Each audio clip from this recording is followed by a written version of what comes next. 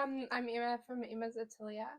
I started to make this jacket a while ago, but I messed it up completely, and I wasn't happy with the fit. It wasn't looking anywhere near what I wanted to, so I sought out Desiree, who's done some amazing things to make it look this good. So she's going to take us through them. Cool. So there were a few different things that we needed to work on. The first thing was our sleeve, because it's very important to have a sleeve that is sitting nicely. So the first thing that I noticed was that the sleeve was quite small in comparison to the armhole. So we've taken the sleeve off, left the sleeve the size that it was because that did fit. And then we have taken in a little bit under the arm and actually reshaped this whole armhole here.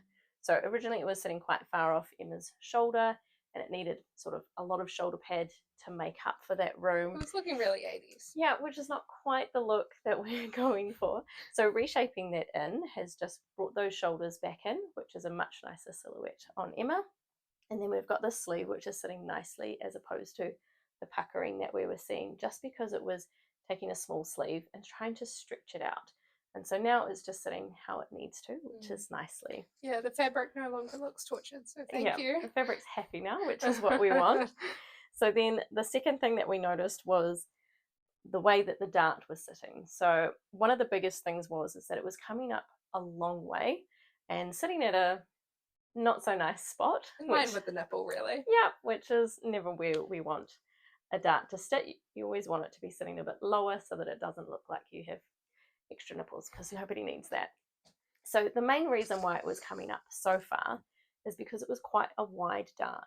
And so in order to get it to a point, it meant that it was just having to come up longer and longer. So by reducing the width of the dart, we were able to drop it down below that bust line and have it sitting nicely. To compensate for reducing the width of the dart, we've actually taken in along the side seam and reshaped that in, which has helped it be a nice width where you've got enough room, but it's sitting comfortably. And it really shows off my hourglass figure, which I really like. Exactly. So then the second thing that we had was this was sort of tucking up and in and underneath a bit. And that was because our lining on the inside was not long enough. And so it meant that because the lining was shorter, it was pulling things up in places that we didn't want. So what I've actually done is added an extra facing along the bottom. Ideally, I would have liked to have lengthened the lining instead, but I didn't have any extra lining, but we did have some of the extra fabric. So we've just increased that facing along the bottom. So the important thing when it comes to lining and facing is that you want the lining to actually be a bit longer so that it's not pulling on anything.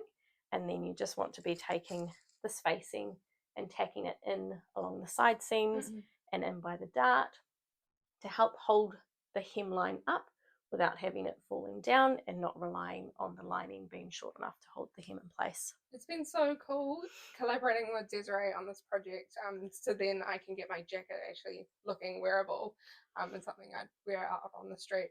And it's cool that, you know, to collaborate with another sewist who has so much experience as you. Is that something that you kind of like to do? Yeah, I always enjoy working together with people, and on projects like this, the main thing that I've really enjoyed is watching just the changes and that there's small tweaks. And I love sharing the knowledge that I have, and as my husband likes to joke, nerding out on sewing. And so this has been a really fun project, just seeing, like, from when you sent me the pictures and sort of analysing it, going, okay, so I think this is what's going on, but you never know until you actually get the garment what it's going to be. Absolutely. And I remember saying to you afterwards, oh, it was exactly the things that I thought it was. Yeah, I know. I said to my husband, and I was like, oh, how did you know that? She's just a wizard. And it's just from having worked with so many garments. Yeah. I mean, I've been sewing professionally for like 20 years now. Yeah. So I've come across a lot of things and I've made those mistakes in the past, which is why I know how to identify them. Yeah.